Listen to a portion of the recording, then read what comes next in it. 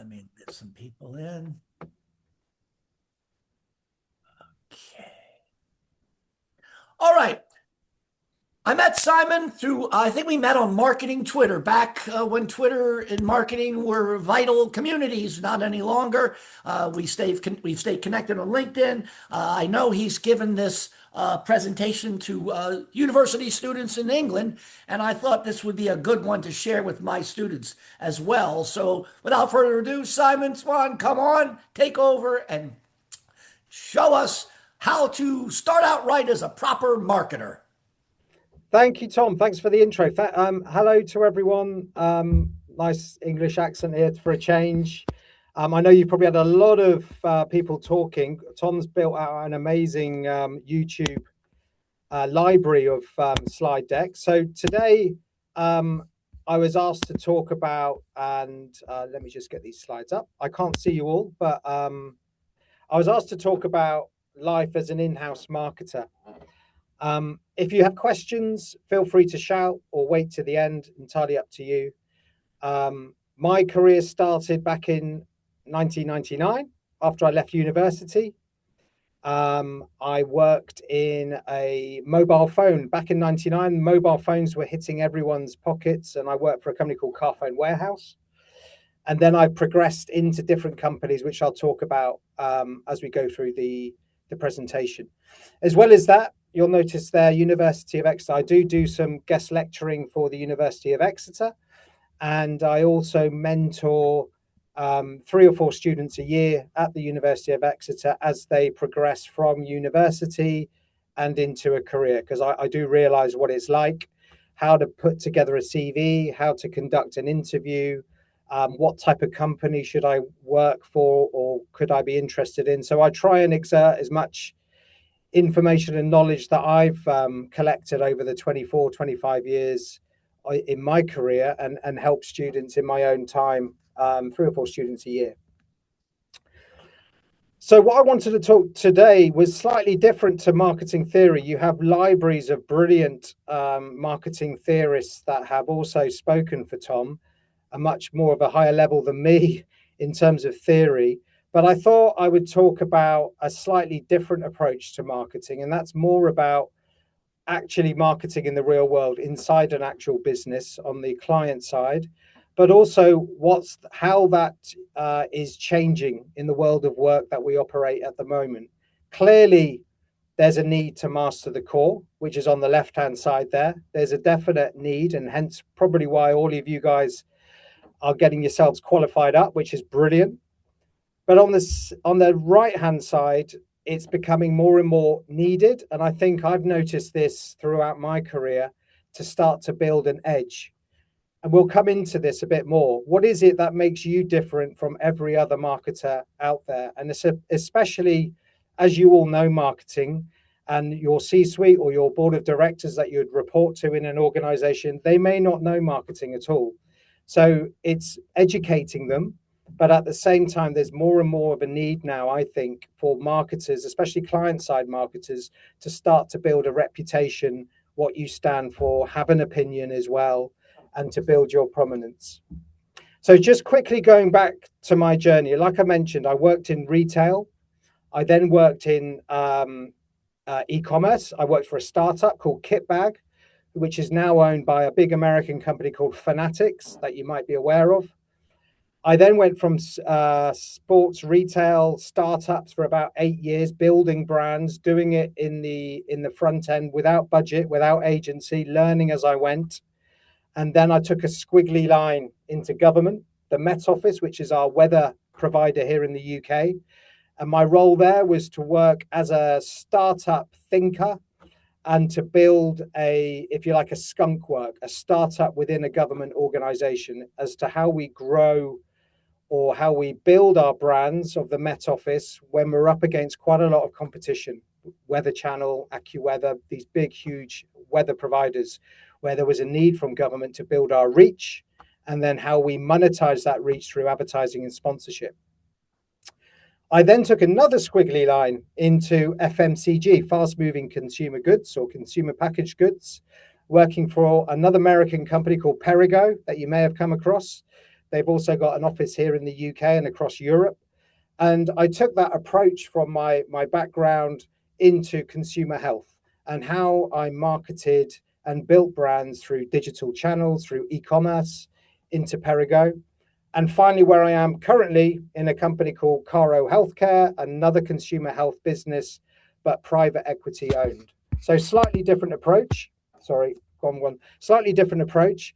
But what I'm trying to say here is what I've enjoyed in terms of my career to date, and I wouldn't say it's the same for everyone, but it's a different approach, is that I've worked in different sectors, but I've used the same fundamentals, but I've utilized my edge to help me open the door into these different companies. It wasn't necessarily doing the same fundamentals company by company and then hoping a door is going to open. But what fascinates me is the challenge within different categories, different companies, building your social capital from zero. Because when I'm going from startups to government to consumer health, you're having to build your reputation. And what it's taught me is that, yes, your fundamentals of marketing will remain the same. And that's why it's so important to build the fundamentals as to what you're learning on this course from the expert speakers you've had. Ehrenberg Bass, I'm sure Tom has mentioned to you about that side, and that's so important, the fundamentals of marketing.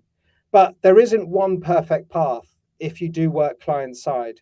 It's identifying gaps, looking at those opportunities, and whatever you're doing, whatever I've taken an approach to, is connecting it back to the customer and to the objectives of the business goals. So no matter what channel mix you decide to do, is it going to grow the organization? Is it clearly connected to the business? And most importantly, is it connected back to your customer? So I personally had to get comfortable with a squiggly career. I'm not necessarily someone that's going to stay in one sector or category my whole life. Nothing wrong with it. But what gets me out of bed is to take on the challenge, whether it is a government or a startup or now FMCG. And on the left-hand side, you have perhaps the careers of the past. If you get a degree, you go into work. If you do really, really well, keep your head down, you might get a pay rise. If you get a pay rise, you'll start to manage more people. If you start to manage more people, you slowly climb the ladder. But I think, and I'm getting more comfortable with this, is that careers today are a lot more squiggly. And there's a brilliant book, and I'll reference some books along with my slide deck today that I would seriously recommend you take a look. But there's a book called The Squiggly Career, and it's written by two brilliant authors, Helen Tupper and Sarah Ellis. And they talk about how the world of work is genuinely changing. It's not necessarily deemed as success by climbing the ladder, something that sometimes you were programmed from school, from university, that it's all about climbing the ladder. But it's taking an entrepreneurial view inside an organization and looking at these wider opportunities. It might be that you go down a bit in terms of salary and then suddenly you grow 4 or 5 marks up, depending on the company you're building in. But I think we're getting more and more understanding that the career of the previous 80s and 90s or even 70s and 80s isn't necessarily deemed the path that you're going to be focusing on in the future. It is a squiggly career. But to do this, you still have to focus on the strategy. So not building your edge, but building your core. Whatever you do, whatever area of business you're going to go into, and I'm sure you've seen many of these slide decks, it is so important to understand marketing strategy. This is from a recent slide deck from eConsultancy, and they very clearly mention the focus over the next few years or the next 2 years as to what's so important within organizations. Even if you take a technology slant in the world of AI that everyone's talking about, it's a lack of clear strategy within organizations and the lack of skills and capabilities to sell in marketing strategy into an organization. So regardless if you're working for a top tier brand or you're working for a local organization or a charity, having an understanding on marketing strategy, how to build marketing strategy connecting it back to the business goals is so important and will always, always, always set you up for success. But also, when you go into an organization, it's being clear, whatever organization, some key questions that I've always taken with me as I've gone from startups to government to now FMCG. And some of these questions, I think, are so consistent wherever you go. Even if you go in agency, even if you start yourself up as a consultant. Another really good book I would recommend is The First 90 Days. It's written by Michael Watkins, and it provides a practical element. If you're about to kick off your first career after university, it's pretty daunting. I don't think necessarily it gets talked enough about the mental side of going into a business, setting yourself up for success, and understanding and listening, and also making sure you're asking the type of right questions. So some of the questions I was always going is, firstly, understand what category are you going into? Is the category that you're marketing, is it a growing category? Is there innovation around? Who's your audience? Who are your key competitors? Just by doing that, setting a situation analysis, diagnosing what you're in, will set you up for big success in terms of getting that buy-in. Then it's understanding, as I mentioned before, what are your objectives within the organization? I'm not necessarily talking about here digital metrics or marketing metrics, but at some point you have to have that connected line between what you're doing in marketing and how is it tied back to the business objectives. So that could be a conversation with your chief financial officer. It could be just a conversation to the accounts team or your team managing the P&L. What do they see as success, and where do you think the role of marketing can support that? It could be savings. It could be making savings in terms of running costs of the business. Again, marketing could be helping that. It could be reaching new audiences. Marketing could be helping that. So it's taking a step back, listening to your wider organization, all your stakeholders, regardless of the teams, the departments, the roles they play, speaking to your customer service team. My time at Kitbag as a startup, we had zero budget, we had zero agencies, and we had to build a brand selling sportswear online. So we had contracts with Nike, with Adidas. We were saying soccer jerseys, rugby jerseys, trainers, etc., etc. But what we used to do is every week we would call up 5 customers every week. How did you find us when we had no marketing really going on? Why did you buy from us? And if they'd left Kitbag, who did you go to? So there's some very practical things you could do right today. If you have a local family business, if you have a local charity that you work for, pick up the phone and speak to your customers. That's so important in this day and age of digital information. The third bit is corporate culture. So what is the corporate culture of the organization you're joining? Can you operate in this? Not necessarily every culture is going to be set out for you. So it's really important to understand before you enter into that organization, and especially if you're a marketer, how is marketer seen as a key lever within the business? What's the culture like of the organization? Is it flat? Is it command control? Do they exert emotional intelligence?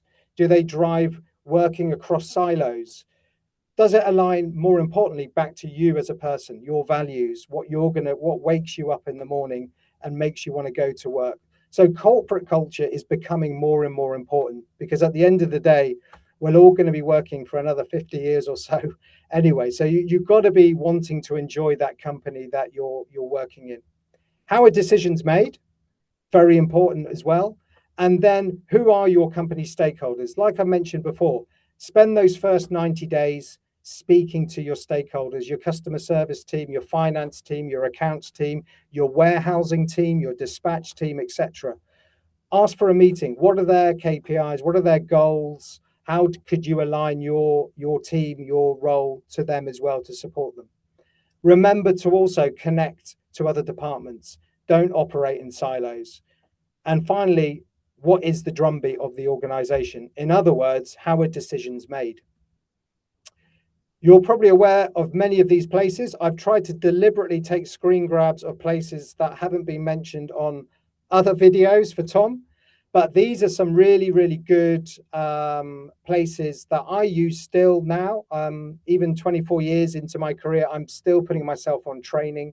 So you have the mini MBA, you have a company called Smart Insights, another one called eConsultancy, WARC, Marketing Week, the Marketing Meetup, which is a regular marketing meetup run from the UK, but they have weekly calls of people working in the marketing arena that are sharing knowledge. I think it's free, and you can just literally listen in, take notes, take a video from what they share, and learn about certain elements of marketing. The one at the bottom there is 42 courses. So 42 courses provide snippets of marketing tutors and lecturers from well-known marketers. There's a small cost, but again, rather than investing a huge amount of money, you can go into 42 courses and learn key elements: how to build a strategy, the role of AI, agentic AI, the role of the move to geo with SEO, how to speak to your audience, quant, qual, etc., etc. There's lots of good insights there. And reading, I won't mention How Brands Grow. I'm sure Tom's mentioned that many, many times.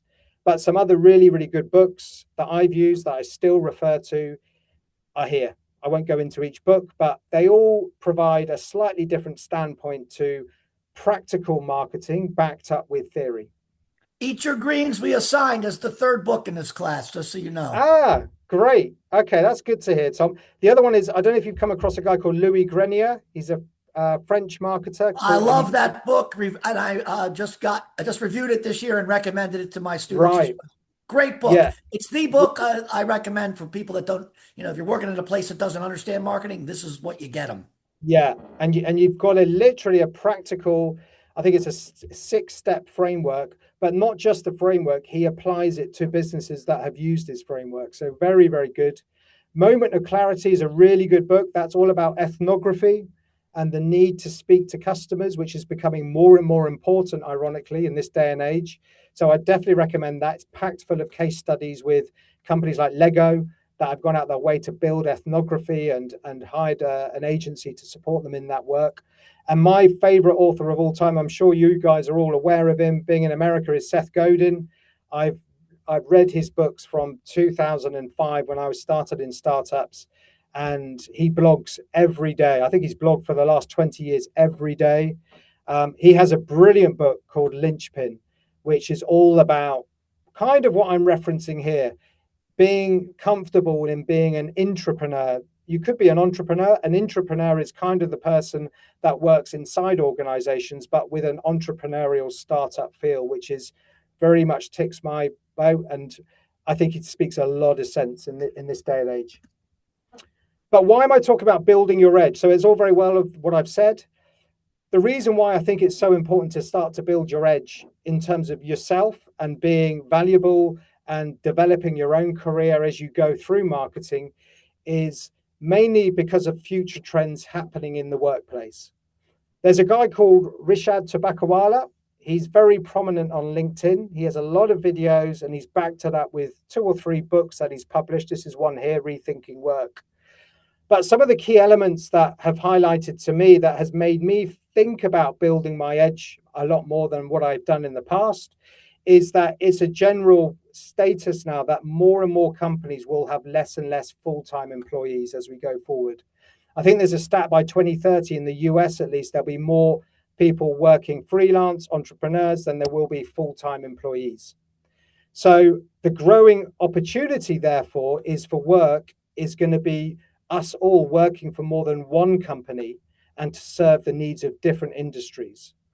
And so people like ourselves will be hired to do tasks, getting more comfortable in doing tasks, in projects, doing some gigs, rather than perhaps being employed on a full-time job necessarily. There's still going to be a high percentage of full-time employees, I'm not saying that, but as the world of work develops and changes, it means we need to get more comfortable with this approach of being hired to do a task, the jobs to be done, the projects to be developed, the reputation that you might have that you could carve out in the niche of marketing and be called upon to into a company, maybe on a 6, 9, 12-month gig where you're developing a specific task to support the business. And all of this comes around by something that he's phrased the company of one.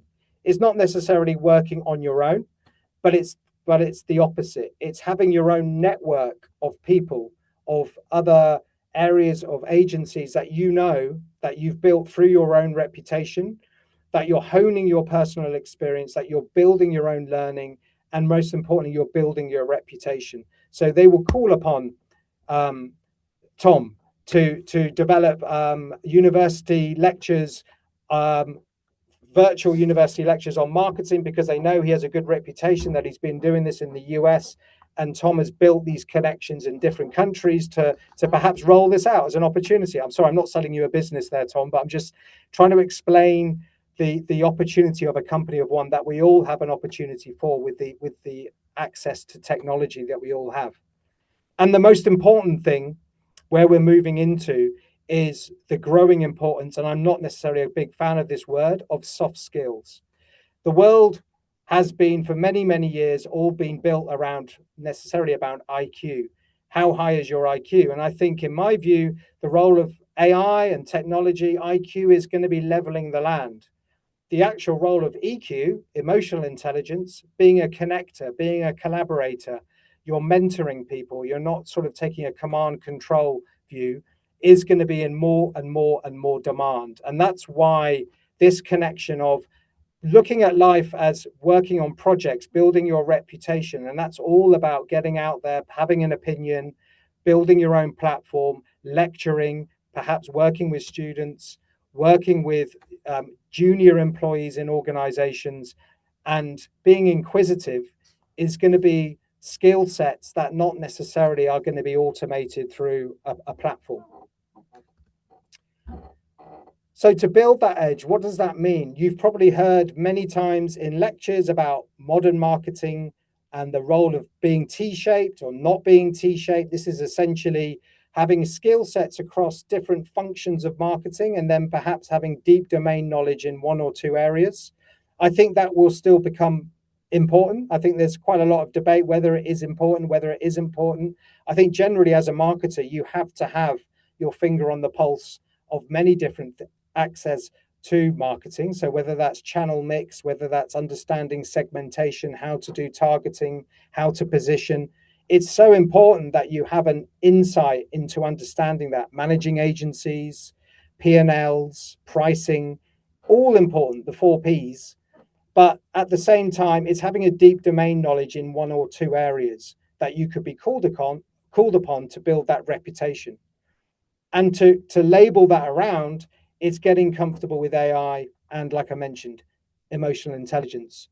On the right-hand side, I think this really does confirm it.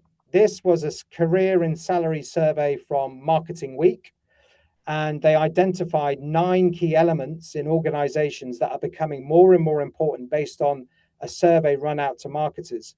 If you look at those 9, if you can read it, if you can't, sorry, I'll send the slides, but if you look at those 9 titles, most of these relate to emotional intelligence, the burnout crisis, more with less in the status quo, pay gaps persisting, teams are in turmoil, poor recruitment practices are rife. A lot of this information isn't necessarily about the understanding the 4 Ps, which are so critical and go back to the fundamentals. But what's needed from marketers is more and more and more of this emotional intelligence that can blend in their marketing expertise, but you can collaborate and connect in as an emotional intelligence marketer at the same time. And that takes me on to leadership in the workplace is changing course. I think in the US, you're leading the line when it comes to emotional intelligence. I myself am seeing very much now how organizations that used to rely on this sort of command and control style of leadership based on hierarchy, authority, status, ego, external validation, maybe. I think we're more and more moving, thankfully, to this more emotional intelligence and compassionate leadership that drives this better outcome. And there's many stats here, like I mentioned here. This is from a company that runs courses called Compassionate Leaders Global. that more and more so organizations are beginning to realize it's the EQ that drives that USP, that point of difference within their teams, and can start to think differently within how they show up and how they drive the business performance. And on the left-hand side, this is the type of training that we're beginning to see a lot more within organizations themselves, or marketers or employees going out to find this organizations. It's understanding this daily practice, the role of how you show up as a person and how you connect with people.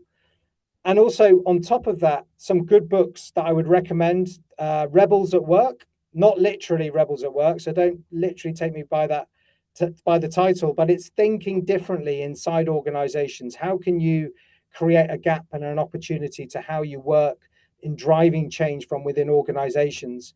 Many organizations are still stuck in that command control. And this, if you can think this way laterally, I'm not saying you should, I'm just saying this is a recommendation that I've taken into my career in-house. You can drive lots and lots of change and demonstrate new ways of working. The second book is The Gig Mindset Advantage, which is all about this new breed of employee that's coming into organizations that can hold a new approach and a new way of thinking and learning within organizations to drive change in getting stuff done. So how to navigate your career inside an organization, for me, comes down to these key points. It's to think like an entrepreneur, spot those gaps, those opportunities. What are those unmet needs that you're seeing from speaking to departments and teams, and how to connect marketing back? Build your own influence. Careers are not necessarily vertical anymore. They're horizontal, the squiggly line, as I was mentioning earlier. Leave your ego at the door. Collaborate, listen. Don't worry about the ego. Just make sure you're driving that importance. Don't panic about AI. Embed a test and learn mindset into organizations. In 3 organizations, I've launched something called a digital academy, which off my own back, one of the issues that we had, especially in digital marketing or marketing generally, was understanding what is marketing. My time at the Met Office, I launched this, and I literally had 2 people that came to the first academy session, and that was mainly in my team because they had an objective to come along. And then what we did is that we ran sessions. I would bring in external organizations to the Met Office, and then we would back it up with actual practical steps we're taking with inside the organization. So that could have been how we built out a content marketing strategy. What's the role of SEO? How to utilize our mobile app to drive advertising and sponsorship. And the whole approach to it was to bring in external departments that we were working with, that they could then understand the role of marketing, soft skills, breaking it down and backing it up. So we went from 2 sessions to 30 to 40 sessions, and getting 60, 70, 80 people coming along to these academy sessions on a month-by-month basis, which slowly but surely changed the ways of working inside organizations that I've done at the Met Office and previous companies where I've taken this same approach by driving that buy-in. Just remember, though, as the next point says, it's a marathon, not a sprint. If you're going into an organization with marketing, with digital transformation, or just transforming generally, it's that resilience to keep going. It's going to be hard. You're going to be going up against different politics, maybe, or different ways of working, but it's a marathon. It's not a sprint. Measure success by impact. So make sure you're leaving the place, when you do leave, in a better place than you found it. Measure the impact that you're having. Embed that test and learn, new thinking, new ways of working. Try and find a test and learn budgets. Drive new thinking. And when you do get that, share that success within your team, within the wider business, within the decision makers. And the final point is taken from what they use in the New Zealand rugby team: sweep the sheds. Stay grounded. Keep doing the basics, which you're learning from Tom, I'm sure, and take responsibility. So in a nutshell, building your edge complements building your marketing fundamentals that you're learning now. And I can condense it into these kind of 4 elements. Spot the gaps when you're in an organization, and there'll be many, many gaps. Think like an entrepreneur, find those unmet needs, look for the friction and the opportunities. How could you build out a small team? How could you build out a test and learn budget? How could you prove to the business, hey, this is a really good idea based on customer evidence, and drive the change? Build your influence. Think sideways. Don't necessarily think the corporate ladder. Titles matter less than trust. So just because someone has a VP of operations, it's not necessarily, it's more about the trust element. Could you work with this person? And always a good frame of mind that I've taken from my first boss is when you go into an organization, look at the people they managed and where they are now in their career on LinkedIn. It's always a good approach, because then you can clearly say, well, that must be a good manager, because all the people that were under him or her have now progressed in their careers. Test, learn, and adapt. Learn AI, for example. We're in the world of AI at the moment. It could be completely different next week or next month. Embed some experiments and evidence it. A lot of the time with AI, I think a lot of theories talked about, but not necessarily a lot of evidence back to the change in driving your business. And as I said, the final bit, which I've always tried to do, is leave places in a better place. Remove the ego. It's a marathon. Impact and sweep the sheds. And finally, I'm going to leave you with a quote from my favorite author, Seth Godin. And I think it really does sum up. It's a very old quote, but I still think it's so relevant today. The easiest thing is to react. The second easiest thing is to respond. But the hardest thing to do is initiate. And that's it.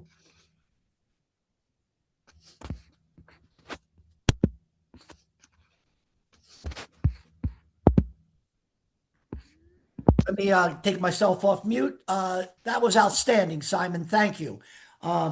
It certainly was a wonderful presentation on how to manage your early career, which that was the brief. I asked Simon to help my students prepare for their marketing career. So you did share the slide with me. If you're okay, I'll share it with the class. So, Yeah, that's fine, Tom.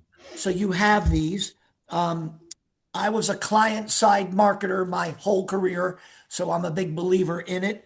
And the wisdom, again, for me looking back on this, the squiggly career, that is the career that you will have. I was the traditional career, we worked at a place for a long time. That's not the way it works anymore. He shared some fantastic books and resources. I know the mini MBA is now, Ritson is now doing it in the United States. The first cohort just started in April. So that's another way to improve your knowledge. 42 courses. I've shared stuff in my D2Ls around that. A lot of good books recommended here. And one place to find out about corporate culture is in the interview process. There are some good interview questions you can ask because the corporate culture is so key. So that's my thank you so much. Those are some of the points I didn't want to forget. Have my students forget. Are there any questions that you have after hearing this presentation? You can put them in the chat or just take yourself off mute and shout them out.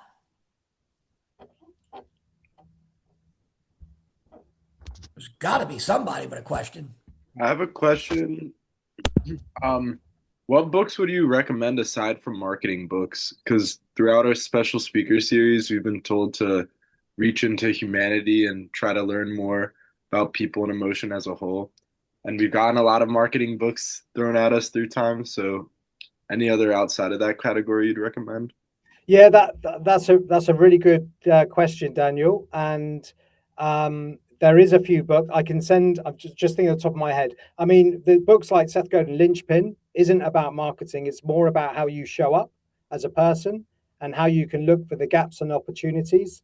There's another really good book by a guy called Stephen Pressfield called The War of Art, The Art of War. No, The War of Art, and that's all about resilience, your inner voice. I think it's very easy as a marketer to listen to the crowd, listen to the audience, and lose your focus and your pace. And the War of Art is all about what he calls the resistance in your head. So the basic stuff. I don't want to get out of bed today. I don't want to go and work. I don't want to do my dissertation for Tom tomorrow. And it's that resistance that gets in the way in life generally. I think you find that more. I definitely find it more as I grew up, that resistance gets in the way. I would definitely recommend that. I found that so useful. And there's another book, I can't remember the author, but Lead Yourself First is a really, really good book. And that's all about, as we talk about now, the world, how the world is changing. The squiggly line is not necessarily about being safe in a job for 20, 30, 40 years, and then fine, I get my pension and then I'm done. It's not like that. The Lead Yourself First is about thinking about yourself first, internal validation, rather than looking for external validation. Those are three good books I would definitely recommend. There's many others I can think of the top, but I'll send Tom an email. Daniel, you got me off there off kilter feet. The first 90 days is how to start in a corporation job. So That's a whatever good you're book doing. as well, Daniel. Yeah, that's not marketing. That's just practically like Tom was saying about when you go for an interview. The first 90 days is a great book to tell you questions to ask. And then also it maps out for you. You literally your first, usually, especially in the same in the US, you have a probation period, what you should be doing in your first 30 days, what you should be doing in your next 60 days. So it's a really, really good book that I And recommend I to use students. that myself when I Ah, work. So great. I endorse it as well. All right. Yeah. Who else has a question? Anybody else? You could put it in the chat or you could just take yourself off mute and shout it out. I'm sorry, I can't put my camera on right now, but Okay. You um, don't need to put the Simon, camera on.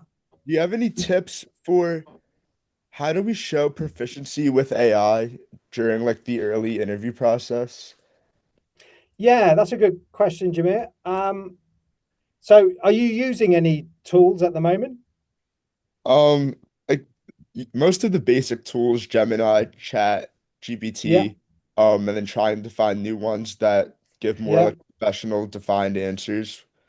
And do you, and Jamil, just quick, would you specialize in areas of like SEO, paid search, what do you specialize any at the moment? No.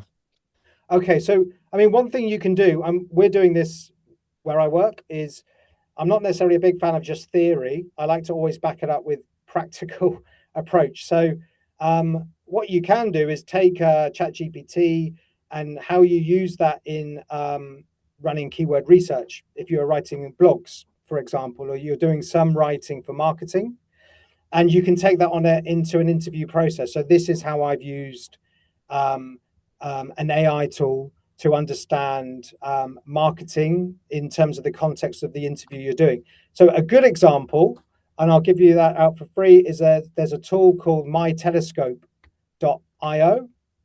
I think it is, or .ai, mytelescope.io. It's a share of search tool. So are you familiar with Google Trends? Yeah. Okay, so Google Trends, it's similar to Google Trends. My Telescope will track your share of search of your brand across Google, Amazon, Bing, Instagram, and you can start to track your brand or your keywords around different channels. It's a really good tool to practically show an interviewer that you're looking at if they give you a case study, for example, in interview on a project that you have to deliver, that you're using My Telescope in that way, because My Telescope is basically a share of search tool. And usually you can correlate your growth in share of search to growth in positive indicators to the business. Hopefully I'm giving you an example here, but it's trying to take a practical approach to marketing and then utilize it through an AI tool that's helping you develop a more slick approach. And in my D2L, we have one of the mastermind behind Share of Search. That's James Hankins. It's in my series that I've been Yeah. publishing each week on the AI client project. Go there as well as look at James Hankins. Gave us a lot of insight. John Lyons also talked about Telescope. That is doing this on an interview would make you stand out incredibly. So that stuff's in the D2L. If you don't find it, send me an email or Simon an email. Louis has his hand up, and I'll make this the final question since we're coming up on the end of the session. So Lou, what do you have, please? Yeah, sorry, I can also turn on my camera, but it isn't really a question. It was also like a little piece of mind for the question previously, about like AI proficiency. There is a course that is currently you could take at Westchester called AI for Business that I'm currently taking. It teaches you about prompt engineering and like Yeah. transformers, etc. And especially for the interview process, like for example, for me, I just got an internship at like it's a distributor to first responders, but I've also asked questions about AI. I've asked them like, do they integrate AI within their process? And if so, can I help them teach that? Like, even if I'm not the best, at AI or using AI, I asked if they use it and show them that I'm passionate about it, and then, Yeah. and so forth. And then, and let my work speak for itself when I get to that position. That's exactly right, Louis. That's a great approach, and it's the world of marketing as we know it. The tactics forever change, but I mean, a good approach, like you say there, Louis, especially for first responder. Good on you for doing something like that. Is just to understand what their workflows are and how they operate, and then try and piece together how AI could support them in their workflow. So, weirdly, with AI, I always try and work backwards. You know, let's look at the existing workflows that have been in place for the last 5-10 years, and then understand where could AI support that workflow in what way. So you've kind of got your case studies already there for you in terms of how they operate as a business, but then it's interspersing the role of AI and how that could support it. Does that make sense? Yeah, because the position's like a web merchant intern, so I'm helping with like website optimization. So, Yeah, AI is there's always plenty. integrated within that. So I asked them like, what are AI tools that you guys use currently? And then they seemed really interested. So Yeah, exactly right. Especially if it's that area of business. There's so many ways you can go out and look at that. But there's some really good courses online on AI as well. It's just finding the right ones. But I would always look for that practical approach behind the theory, because everyone's talking about it, but it's quite hard to find the practicalities of what, and that's going to make you different. That you can back it up. Well, one thing that I want everybody to know is I did include a marketing using AI around marketing strategy, a book that I was given to review, and it's in this week's D2L. I think I had you look at it on Monday. Take that with you. Take all these resources with you in my D2L. Help yourself. Connect with Simon on LinkedIn. Connect with me on LinkedIn. As you leave here, reach out if you have questions. We're here to help support your success. I want to thank all of you for your attention. It was a wonderful session. Simon, thank you. And as No my problem. students will leave, again, you're okay with everybody connecting with you on LinkedIn, Simon? Absolutely. I'm always happy to do that. No problem. Okay, so you could reach out to him and thank Simon for his time and it's wonderful. He did this. I see lots of thanks in the chat box and great session. And we'll see everybody on Monday. Take care. Thank you. Thanks, guys. thank you for your Thank time, you. Simon. No problem. All the best. You as well. Good job. Good job. I have one quick question about this. Okay. Oh, Maria wanted to wait till later. Sure, fire it up. No, go on. That's fine. I actually have a question for Simon as well. I was wondering, like, I know you say you switched careers a few different times. Like, how did you know when was like the appropriate time to switch? Like, how were you like feeling like now I should change my job? Is this still being recorded? Hold on. Let me Sorry. let me No, it's fine. stop recording.